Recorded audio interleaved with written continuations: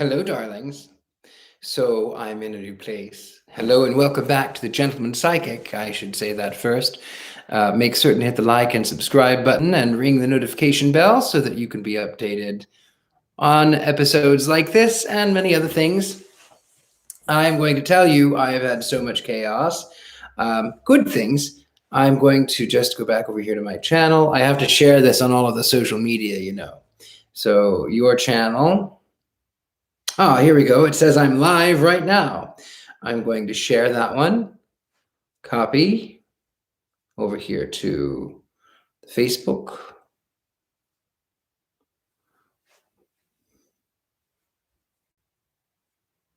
Oops. Sorry, darlings. I have to do this social media thing since it's me and me alone these days. Join me for The Sorrows of Satan.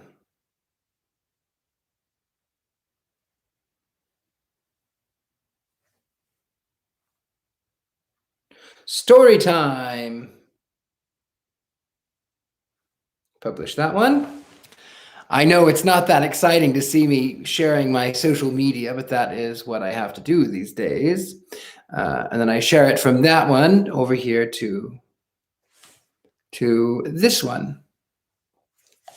Join me live for story time. Okay, so that's done. First of all, I want to thank you for joining me here. Thank you for being here with me, my lovelies, and thank you for enjoying story time. I know I enjoy it. Hello, Mary Jane. Good to see you. Yes, Leviathan's Cross. Thank you very much. Thank you, Christina. Thank you very much. Amaris, hello. I see so many lovelies in the chat. Before we continue too awfully much, I actually wanted to take a little bit of time. Oh, hi, Dee. Good to see you. I wanted to take a little bit of time and tell you, according to the comments in some of my videos, Satan hates you and Jesus loves you, but he'll burn you in hell forever. So, meanwhile, Satan killed 10 people. God killed millions. So, you know, you decide. Hi, Liz. Good to see you. Lovely. So yeah, just in the comments, watch for the trolls. They always come out. You can scroll back to when was that last one? I think it was like a month ago. But he just commented today, drive-by preaching, and they say don't feed the trolls, but I kind of enjoy the trolls, so comment away all of the people who do not enjoy story time or think that I'm going to go to hell. Anyway, with that said, let's continue the hell that is The Sorrows of Satan. We are on part 7, and we're on chapter 12. The dinner went on in the fashion of the most dinners at great houses, commencing with arctic stiffness and formality, thawing slightly towards the middle course, and attaining to just pleasant warmth of mutual understanding when ices and dessert give warning of its approaching close. Conversation first flagged unaccountably, but afterwards brightened under Lucio's influence to a certain gaiety. I did my best to entertain Lady Sybil, but I found her, like most society beauties, somewhat of a vague listener. She was certainly cold and in a manner irresponsive. Moreover, I soon decided that she was not particularly clever. She had not the art of sustaining or appearing to sustain interest in any one subject. On the contrary, she had, like many of her class, an irritating habit of mentally drifting away from you into the absorbed reverie of her own in which you had no part, and which plainly showed you how little she cared for anything you or anyone else happened to be saying. Many little random remarks of hers, however, implied that in her apparently sweet nature there lurked a vein of cynicism and a certain contempt for men, and more than once her light words stung my sense of self-love almost to resentment, while they strengthened the force of my resolve to win her and bend that proud spirit of hers to the meekness befitting the wife of a millionaire and a genius. A genius? Yes, God help me. That is what I judge myself to be. My arrogance was twofold. It arose not only from what I imagined to be my quality of brain, but also from the knowledge of what my wealth could do. I was perfectly positive that I could buy fame, buy it as easily as one buys a flower in the market, and I was more than positive that I could buy love. In order to commence proving the truth of this, I threw out a feeler towards my object. I believe, I said suddenly, addressing the Earl, you used to live in Warwickshire at Willowsmere Court, did you not? Lord Elton flushed an apoplectic red and swallowed a gulp of champagne hastily. Yes, I had the place for some time, rather a bore to keep up. Once quite an army of servants. Just so, I replied with a nod of appreciative comprehension. I presume it will require a considerable domestic retinue. I have just arranged to purchase it. Lady Sybil's frigid composure was at last disturbed. She looked strangely agitated, and the Earl stared till his eyes seemed likely to fall out of his head. You are going to buy Willowsmere? He ejaculated. Yes, I have wired to my lawyers to settle the matter as quickly as possible. And I glanced at Lucio, whose steel-bright eyes were fixed on the Earl with curious intentness. I like Warwickshire, and as I shall entertain a great deal, I think the place will suit me perfectly. There was a moment's silence. Miss Charlotte Fitzroy sighed deeply, and the lace bow on her severely parted hair trembled visibly. Diana Chesney looked up with inquisitive eyes and little wondering smile. Sybil was born at Willowsmere, said Earl presently in a rather husky voice. A new charm is added to its possession by that knowledge, I said gently, bowing to Lady Sybil as I spoke. Have you many recollections of the place? Indeed, I have, she answered with a touch of something like passion vibrating in her accents. There's no corner of the world I love so well. I used to play on the lawns under the old oak trees, and I always gathered the first violets and primroses that came out to the banks of Avon. And when the hawthorn was in full flower, I used to make believe that the park was fairyland, and I the fairy queen. As you were and are, interposed Lucio suddenly. She smiled and her eyes flashed. Then she went on more quietly. It was all very foolish, but I loved Willowsmere, and I still love it. And I often saw in the fields on the outer side of the river, which did not belong to the estate, a little girl about my own age, playing all by herself and making long daisy chains and buttercup balls, a little girl with long fair curls and a sweet baby face. I wanted to know her and speak to her, but my nurse would never let me because she was supposed to be beneath me. Lady Sybil's lip curled scornfully at the recollection. Yet she was well born. She was the orphan child of a very distinguished scholar and gentleman, and had been adopted by the physician who attended her mother's deathbed. She, having no living relatives, left to take care of her, and she, that little fair-haired girl, was Mavis Clare. As this name was uttered, a sort of hush fell on our party, as though an analogous had rung, and Lucio, looking across at me with peculiar intenseness, asked, Have you never heard of Mavis Clare, Tempest? I thought a moment before replying. Yes, I had heard the name, connected with literature in some dim and distant way, but I could not remember when or how, for I never paid any attention to the names of women who chose to associate themselves with the arts, as I had the usual masculine notion that all they did, whether in painting, music, or writing, must of necessity be trash and unworthy of comment. Women, I loftily considered, were created to amuse men, not to instruct them. Mavis Clare is a marvellous genius, Lady Sybil said presently. If Mr. Tempest has not heard of her, there is no doubt he will hear. I often regret that I never made her acquaintance in those old days at Willowsmere.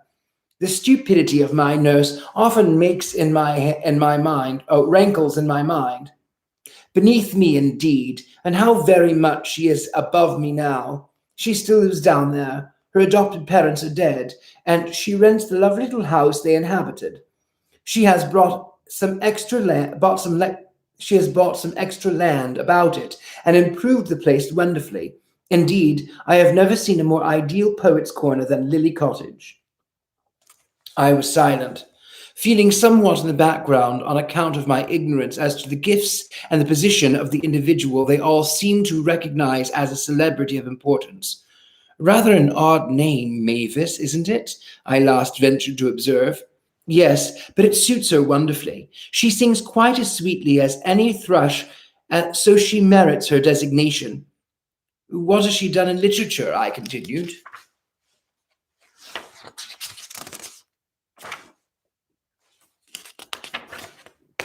Oh, only a novel, replied Lucio with a smile, but it has a quality unusual to novels.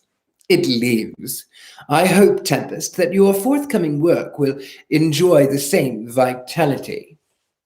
Here, Lord Elton, who had been more or less brooding darkly over his glass of wine ever since I had mentioned my purchase of Willowsmere, roused himself from his reverie. Why, God bless my soul, he exclaimed. You don't mean to tell me you have written a novel, Mr. Tempest. Was it possible he had never noticed all the prominent advertisements of my book in every paper? I thought in indignity. What do you want to do for your immense position? He hankers after fame, said Lucio half kindly, half satirically. But you've got fame, declared Earl emphatically. Everybody knows who you are by this time. Oh, my dear lord, that is not enough for the aspirations of my gifted friend, responded Lucio, speaking for me, his eyes darkening with that mystic shadow of mingled sorrow and scorn which so frequently clouded their lustrous brilliancy.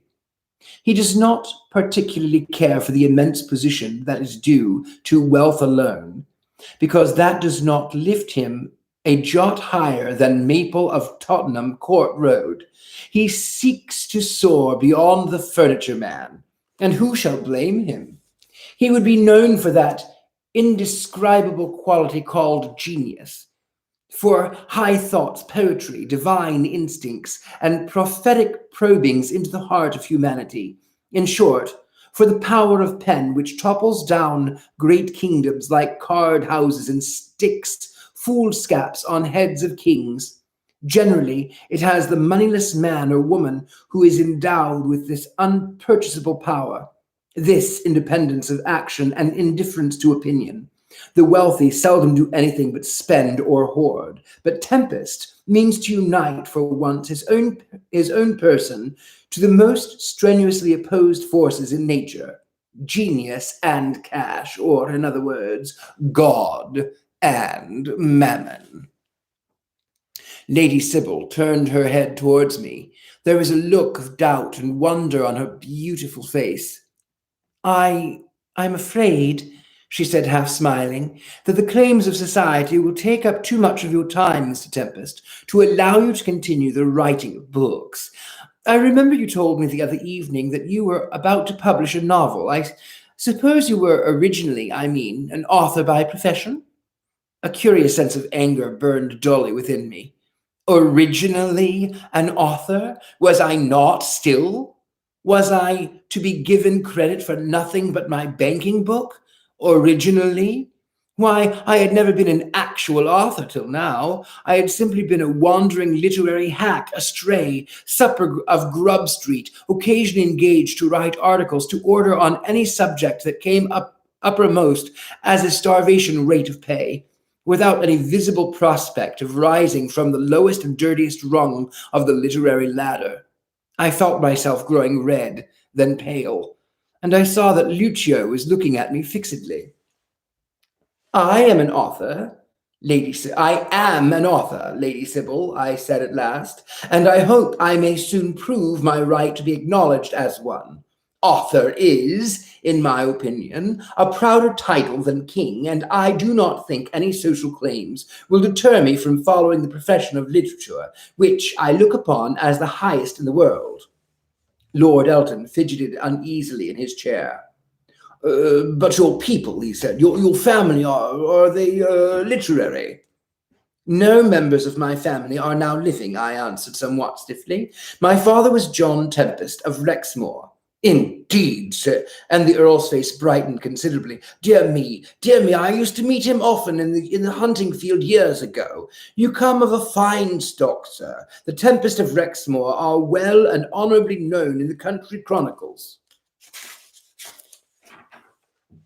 I said nothing, feeling a trifle heated in temper, though I could not have quite explained why. One begins to wonder, said Lucio, then in his soft, smooth accents. When one is the descendant of a good English county family, a distinct cause for pride, and moreover, has the still more substantial fact of a large fortune to support that high lineage, why one should trouble to fight for merely literary honors. You are far too modest in your ambitions, Tempest, high-seated as you are upon the banknotes and bullion. With all the glory of effulgent county chronicles behind you, you still stoop to clutch the laurel. Fie, my dear fellow, you degrade yourself by this desire to join the company of the immortals. His satirical tone was not lost upon the company, and I, who saw that it is in his own special way he was defending the claim of literature against those of mere place and money, felt soothed and grateful. The Earl looked a trifle annoyed. Oh, that's very fine, he said, but you see, it isn't as if Mr. Tempest were driven by necessity to write for his living. One may love work for the work's sake without any actual necessity of doing it, I interposed. For example, this Mavis Clare you speak of, is she a woman driven by necessity? Mavis Clare hasn't a penny in the world that she does not earn, said Lord Elton gruffly. I suppose that if she did not write, she would starve. Diana Chesney laughed. I guess she had a long way of starvation just now, she remarked, in her brown eyes twinkling. Why, she's as proud as the proudest, drives in the park in her Victoria and pair with the best in the land, and knows all the swagger people. She's nowhere near Grub Street, I should say. I hear she's a splendid businesswoman, and more than a match for the publishers all around. Well, I should rather doubt that, said the Earl, with a chuckle. It needs the devil himself to match the publishers.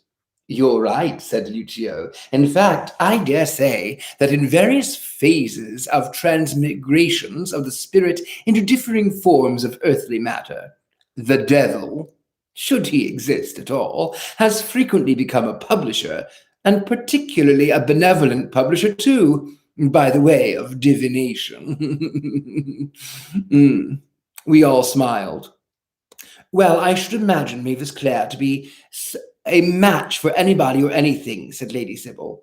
Of course she is not rich, but she spends her money wisely and to effective advantage. I do not know her personally. I wish I did, but I have read her books, which are quite out of the common.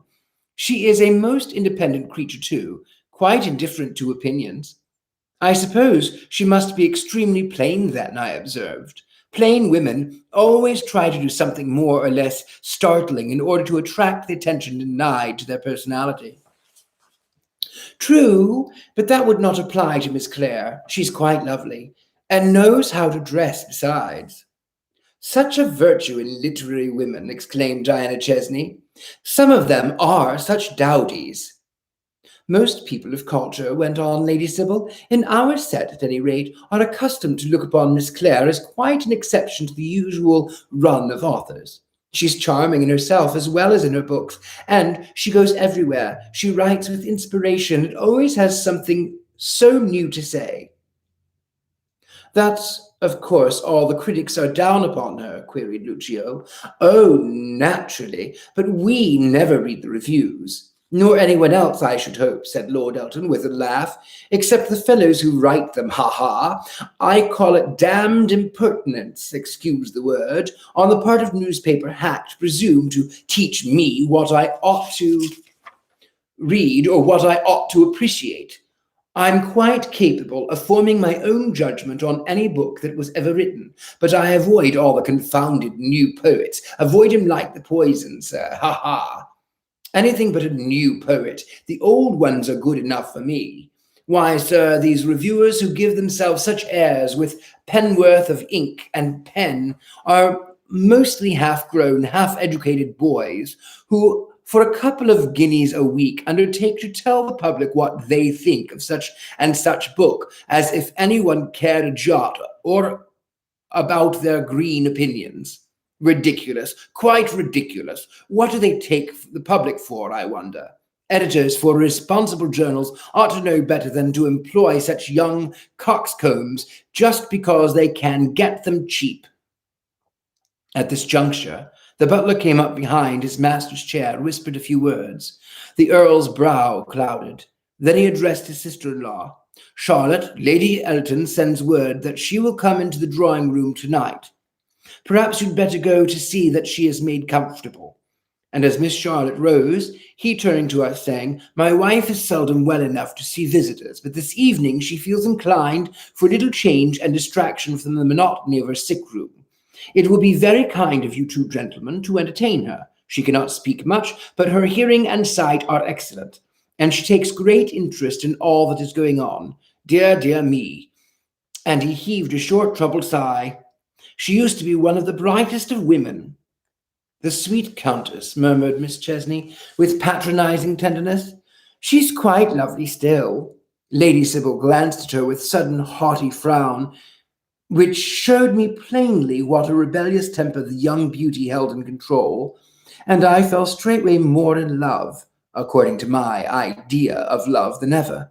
I confess I like women to have a certain amount of temper. I cannot endure your preternaturally amiable female who can find nothing at all the length or breadth of the globe to move her to any other expression than a fatuous smile.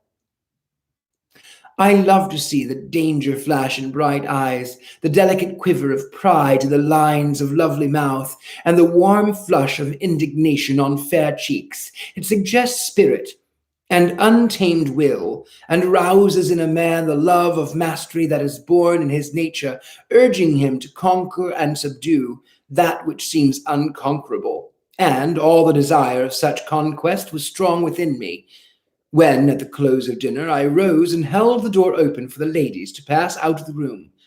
As the fair Sybil went, the violets she wore at her bosom drooped. I picked them up and made my first move. May I keep these? I said in a low tone. Her breath came and went quickly, but she looked straight into my eyes with a smile that perfectly comprehended my hidden meaning. You may, she answered. I bowed, closed the door behind her, and, secreting the flowers, returned well satisfied to my place at the table. Chapter 13. Left with myself and Lucio, Lord Elton threw off all reserve and became not only familiar but fawning in his adulation of us both. An abject and pitiable desire to please and propitiate us expressed itself in his every look and word, and I firmly believe that if I had coolly and brutally offered to buy his fair daughter by private treaty for £100,000, that sum to be paid down to him on the day of marriage, he would have gladly agreed to sell. Apart, however, from his personal covetousness, I felt and knew that my projected courtship of Lady Sybil would of necessity resolve itself into something more or less of a market bargain, unless indeed I could win the girl's love. I meant to try to do this, but I fully realized how difficult, nay, almost impossible it would be for her to forget the fact that my unhampered and vast fortune and consider me for myself alone. Herein is one of the blessings of poverty, which the poor are frequently too apt to forget.